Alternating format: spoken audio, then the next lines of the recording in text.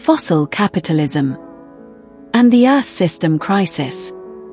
By the counterintuitive. The planet's delicate balance has been destroyed by excessive energy use. Agree or disagree? Capitalism and fossil fuels are inextricably linked. Agree or disagree?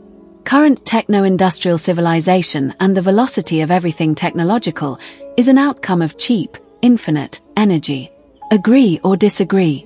Every war, invasion, bombardment, and military offensive is dependent on energy vis-a-vis fossil capitalism. Agree or disagree? China consumes nearly 50% of the world's fossil fuels currently. Agree or disagree? American imperialism is at war with various other petrostates for a long while now. Agree or disagree? About 92,000 flights happen every day, thanks to global fossil capitalism. Agree or disagree? High-income nations consume excessive amounts of energy. Agree or disagree? President Vladimir Putin, Premier Xi Jinping, Prince Mohammed bin Salman, the Supreme Ayatollah, Prime Minister Mark Carney, are all devoted to the same fossil capital-based growth and power, as is a Donald Trump or Nicolas Maduro and almost every leader and politician. Agree or disagree? In any case, fossil capital is a term coined by Andreas Malm, a world phenomena that governs all the vital aspects of our globalized world that we take for granted. Yet fossil capitalism is not specific to an economy, nation, or society. Nor is it just a natural resource or subject to quality of life. It is fossil capital that energizes and sustains current techno-industrial civilization, a phenomena which can be understood as the wheels of progress and the wheels of destruction, the two being coeval. The same fossil capital also happens to be the leading driver of global warming, environmental destruction, escalation of war and militarism, geopolitical ruptures, global displacement, and climate change, better theorized by Joy James as a quantum entanglement. The following narrative is a comprehensive analysis as to how fossil capitalism adversely impacts not just the biophysical, but also the political, social, ecological, and psychological well-being of human beings and life on the planet. The destructive power of fossil capitalism is far greater than the entire species put together. 4 themes that unbox the devastating phenomenon and outcome of fossil capital, stepping beyond the noise and speculative garbage of geopolitical discourse and neo-reactionary analysis.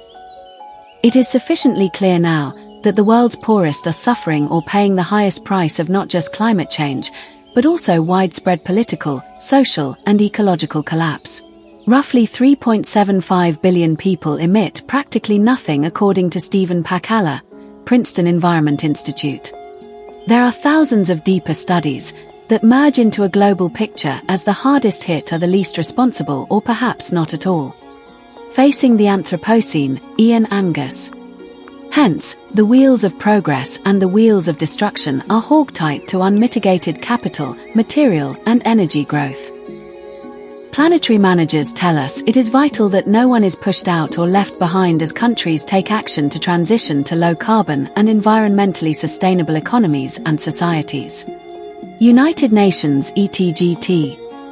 They do so while discounting the very destructive role of fossil capitalism that also happens to sponsor and build a range of green-colored reforms vis-a-vis abstractions.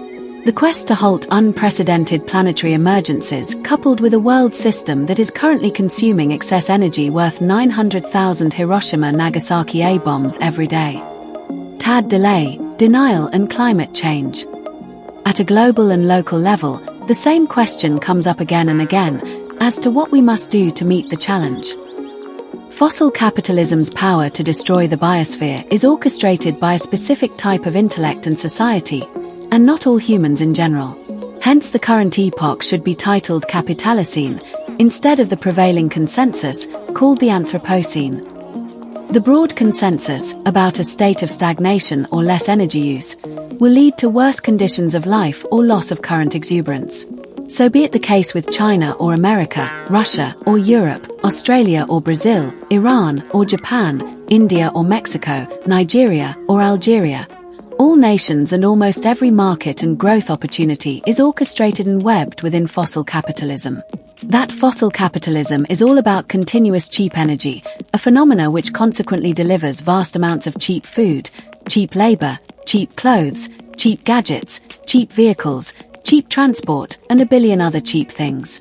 For example, the internet, speed of computing, cloud storage, data and artificial intelligence, as fact and phenomena, would never actualize without the continuous outflow of cheap energy at a global scale.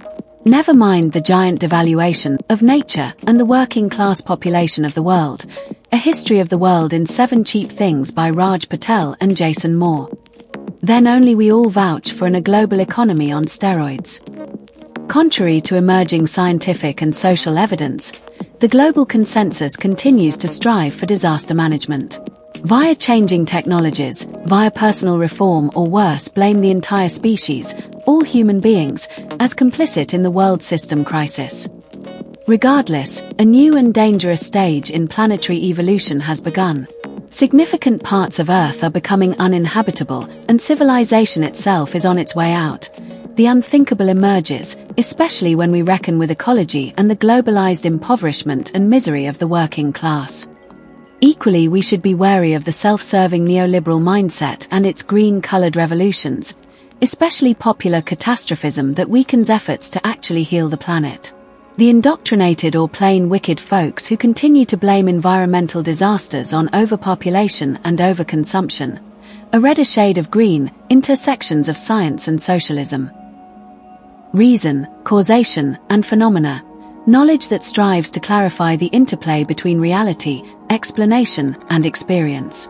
One can utilize such a dialectic to understand the power of fossil capital as a global detonator, as impact, and how it innately orchestrates capitalism itself.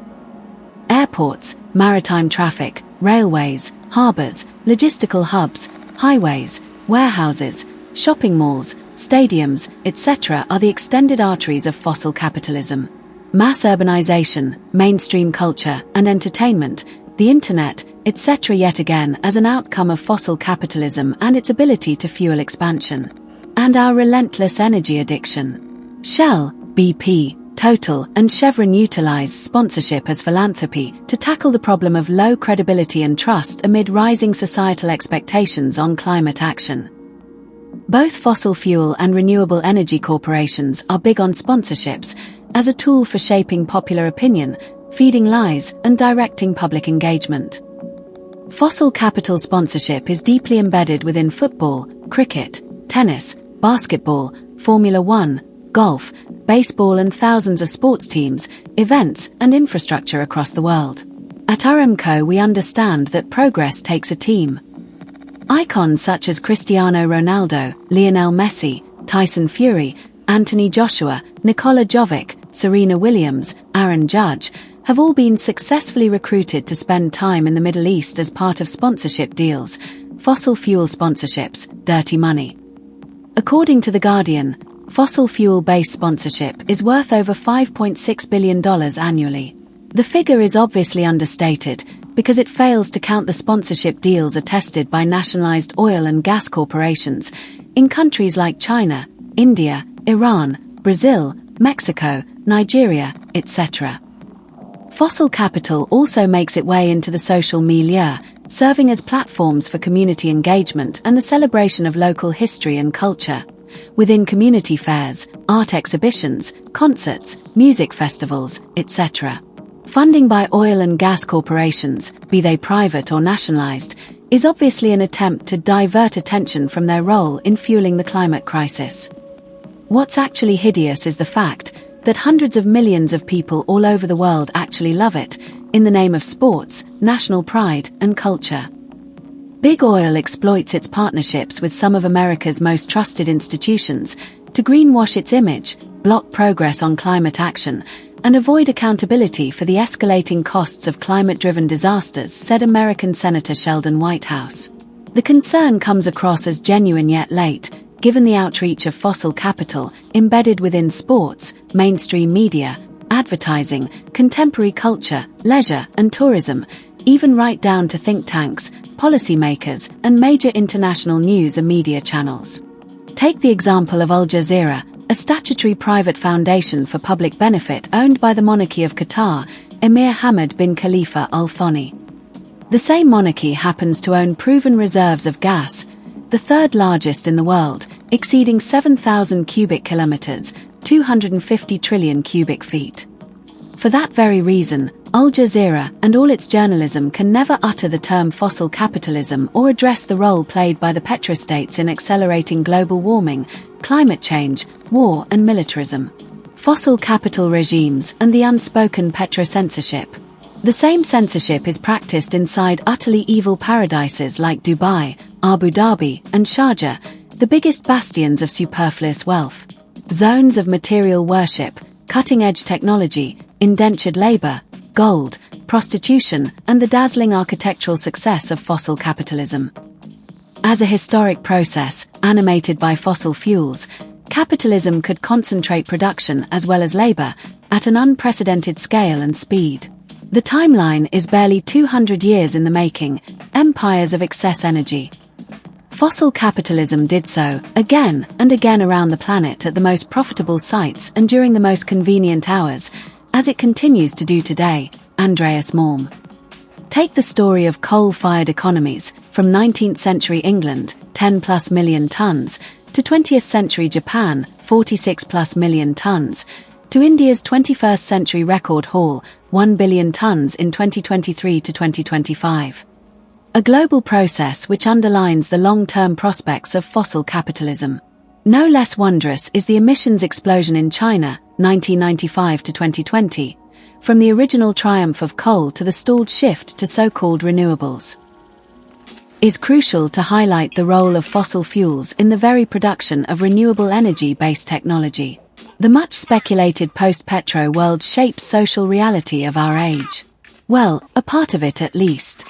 What appears like diverging paths of fossil capital and renewable energy are both in sync with the old maxims of capitalism and its utterly destructive myth of cheap nature.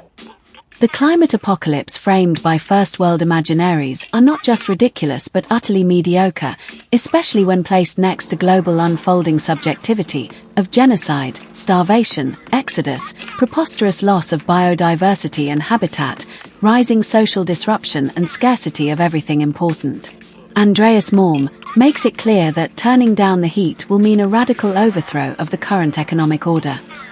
Yet, the current world order is merely one extension of fossil capitalism, administered by the class which most benefits from it. And that minority will never give up on the phenomena, the power, and its ability to own, control, profit, and even destroy rival nations, even its own population if need be. War gives America meaning, Chris Hedges. A profound remark, from which appears the role of fossil capitalism, which keeps the much-troubled empire going, is the very reason imperialism sustained by fossil fuels can bring about rapid destruction, economic disruption, market shocks as well as mitigate the political theory of war and peace. David J. Galbraith. Indeed, a set of people are convinced that a class of pedophiles and messianic monsters have come to unleash WW3. The empire in precipitous decline or rival nations gaining power is a ceaseless process. Albeit, the accumulation of capital necessitates continued expansion of an energy base, of coal, oil, and natural gas, and no nation is exempt, big or small, poor or rich. Hence foreign policy structure is a mere component within the world praxis of fossil capital. Invade Venezuela and kidnap Nicolas Maduro, or assassinate the very supreme leader of Iran, having already destroyed petrostates like Iraq, Libya, and Syria. Already having killed and displaced millions of innocent people. The same fossil capital-backed military architecture can target and kill 165 girls inside a school in Iran, as well as drop 2,000-pound bombs on innocent children, women, and men in Gaza. Detonator landscapes that appear in the pathways of fossil capitalism. Sufficiently clear that genocide and fossil capital are also coeval. The United Nations Security Council protects fossil capitalism above all else. The same fossil capital also makes every rival nation forever vigilant. The terrible entanglement of technology, fossil fuels, and the rise of boundless warfare. The material dialectic of fossil capitalism is a guiding principle as much as part of political theory. The common devotion of seemingly bitter enemies is cheap energy. Fossil capitalism is not about sovereignty or citizen security, but a quest which has given us a world where war has no beginning, an incursion, an attack, a death, or no end, no ceasefire, no peace treaty, no troop withdrawal. Who or what is the enemy? David J. Galbraith. We can imagine that politics still matters.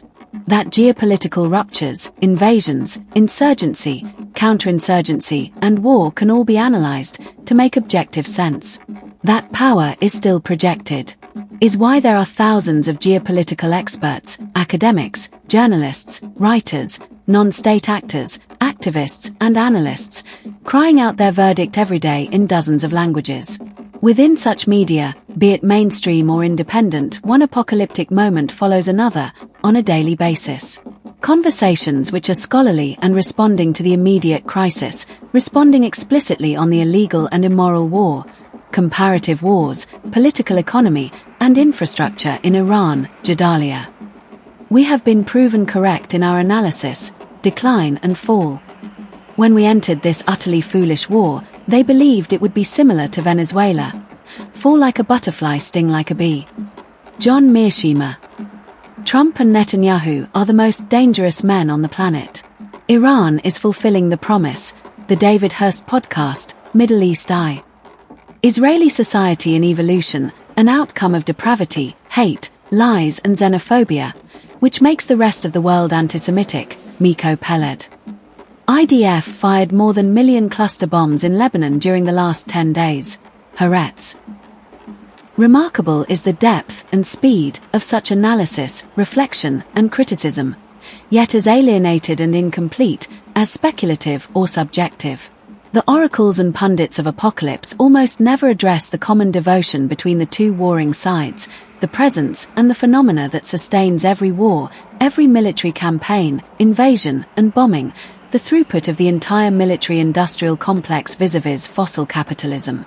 Instead, they prefer to nitpick over collateral damage or hypersonic missiles or ceasefire deals or the Iron Dome or Russian petrol or Chinese drones or strategic confusion, or eminent WW3 and whatnot. Hence we imagine that politics, international diplomacy, and national sovereignty still matter.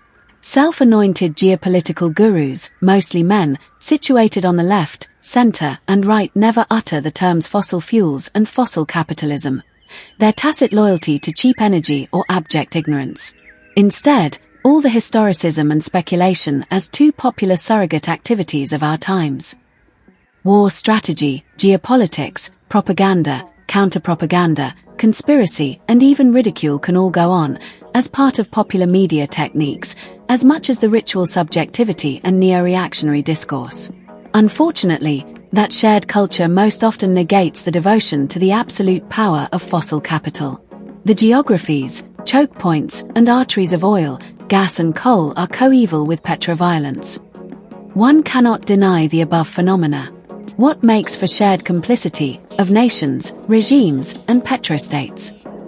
Theocracy or democracy or autocracy, all dependent on fossil capitalism, is why Michael Parenti had remarked decades ago, eventually God is a financier.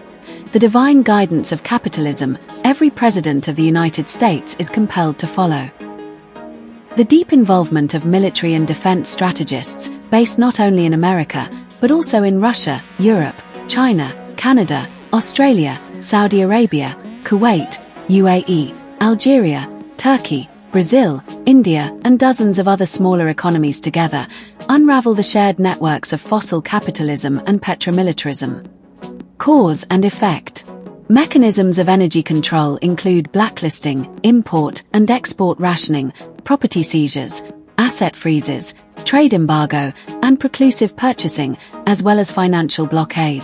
When all the above mechanisms fail to deliver the desired results, all-out regime change or invasion or bombardment follows.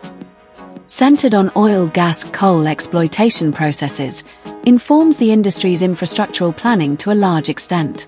Violent tactics deployed by fossil capitalism, orchestrated by state interests and private corporations, under the auspices of modernization or neoliberal progress is a global phenomenon.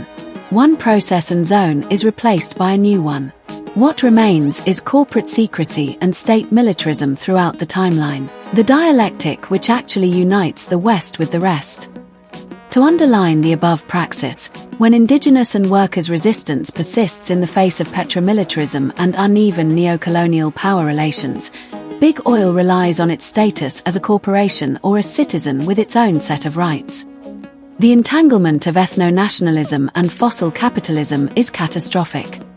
Societyandspace.org.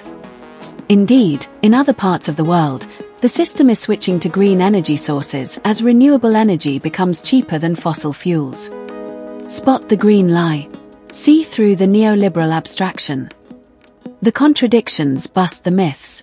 Because China happens to be the #1 consumer of oil, roughly 12.5 million barrels a day, and coal, approximately 4 billion tons a year, then only can such an economy and system become the world's top electricity producer from renewable energy sources.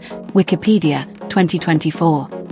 Because the Saudi prince vowed to drill every last molecule, then only will Saudi Arabia's Vision 2030 spark a massive renewable energy push. Oilprice.com. No wonder Donald Trump revoked the landmark ruling that greenhouse gases endanger public health, denied the science, denied climate change, and consequently barked drill baby drill. The gradual decline of the petrodollar and America's forever wars are synonymous. The empire's military-industrial complex demands total submission to fossil capitalism, and the average American has no choice. But that is one aspect of fossil capitalism, as are world phenomena. The literature on petrostates tends to blackbox the state or prevailing regime. We argue, in contrast, that not all petrostates are configured the same way. They thus respond to external and internal crises differently. Despite sharing similar background conditions, the petrostate of Venezuela responded to the external oil shock of 2013 to 2015 by turning more authoritarian and populist, whereas the petrostate of Ecuador attempted to turn more democratic and developmental, and Colombia has altogether abandoned all future fossil fuel projects.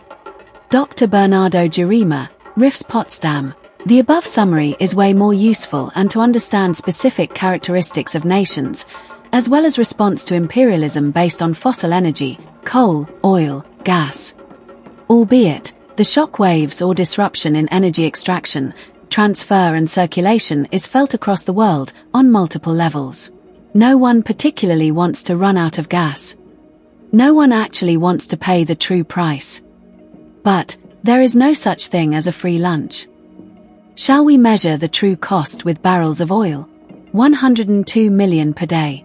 37.5 billion in 2025. Venezuela, Saudi Arabia, Canada, Iraq and Iran make up roughly 50% of the global reserves. China alone consumes 24% of the annual world share. Congo consumes 0.018% of the annual world share. The Strait of Hormuz and Strait of Malacca together make up 55% of global fossil fuel shipping. Global average consumption equals 0.5% of 1 barrel, 42 gallons, per day. Yet the poorest of every nation are to suffer the worst consequences and face acute shortage. How suffers the average Iranian or Venezuelan or American or Chinese or Indian? Turns the matter into deeper subjective analysis. The suffering and destruction inflicted by global, financial and political institutions that regulate the trade and distribution of fossil fuels and capital. The Earth system crisis is also driving people towards international solidarity, akin to the global solidarity for anti-imperialism, anti-racism, anti-fascism. Even the anti-fossil fuels movement gains momentum and outreach. Yet such dedication and numbers still fails to globally impact, create a definitive break with the logic of fossil capitalism. What can stop the death drive of fossil capitalism? Who wants to emit less? Who wants to give up on cheap energy? Who wants to burn the planet down? And in the end, who is left standing? Who can never fall victim to all the political, social, and ecological contradictions? In case you wish to pledge support with a paid subscription, click here. Yes, it helps a lot.